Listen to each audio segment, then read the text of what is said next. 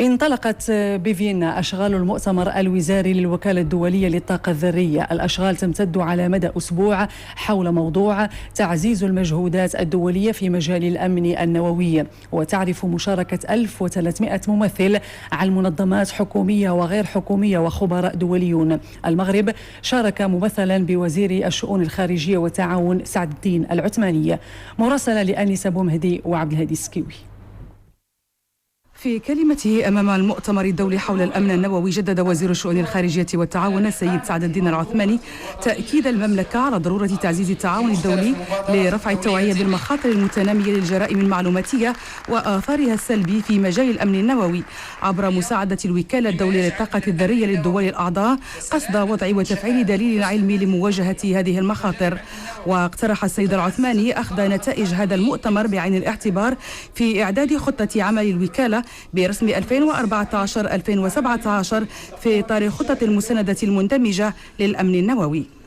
هذا الاجتماع الوزاري الذي نظمته الوكالة الدولية للطاقة النووية على أعلى مستوى وحضره عشرات الوزراء وخصوصا وزراء خارجية، يهدف إلى أن يكون هناك تقييم دولي لمستوى التعاون على مستوى الأمن والأمام النوويين، وخصوصا الأمن النووي. هناك مخاطر مستمرة للاتجار بالمواد النووية، وخصوصا أن اليوم الإشعاعات المواد المشعة تستعمل في تطبيقات عديدة. والمهم منه هو أنه يعني نقاش ما حصل في السنوات الأخيرة، يعني العشر سنوات الأخيرة، وكذلك مناقشة يعني المسائل المهمة في المستقبل. يعني تعطينا خطة مهمة بالنسبة لتحسين الأمن النووي في الدول الأعضاء وكذلك على الصعيد العالمي. وفي ذات السياق أضاف السيد العثماني أن المملكة ترى أن بلورة التعاون الدولي في مجال الأمن النووي يقتضي تيسير دور الوكالة في تنسيق مبادرات الدول الأعضاء في إقامة عمليات افتحاص متبادل، لما توفر هذه العملية من مساندة متبادلة في مجال رصد الهفوات.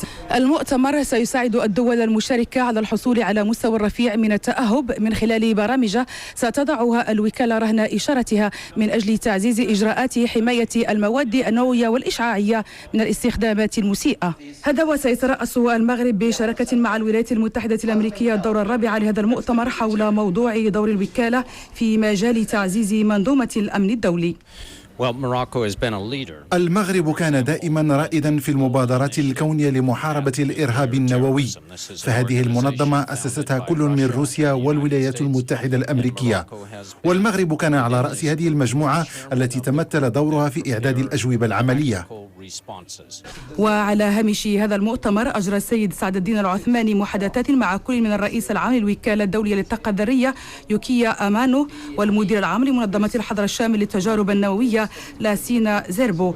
المحادثات انصبت على المجهودات التي يبذلها المغرب في مجال سلامة الأمن النووي. من فيينا عبد الهادي السكيوي وأنيسة بومهدي. وعلى هامش الدورة الحالية للمؤتمر الدولي حول الأمن النووي الذي تعقده الوكالة الدولية للطاقة الذرية، أجرى وزير الشؤون الخارجية والتعاون لقاءات مع نظرائه لكل من سويسرا، سلوفينيا والعراق، ومع رئيس صندوق الأوبك للتعاون الدولي. المحادثات استعرضت العلاقات الثنائية في مختلف المجالات، وتناولت أيضا قضايا دولية وإقليمية ذات الاهتمام المشترك. قضية وحدتنا الترابية أخذت حيزا هاما في هذه المباحثات. الشخصيات نوهت بمقترح الحكم الذاتي الذي اقترحه المغرب.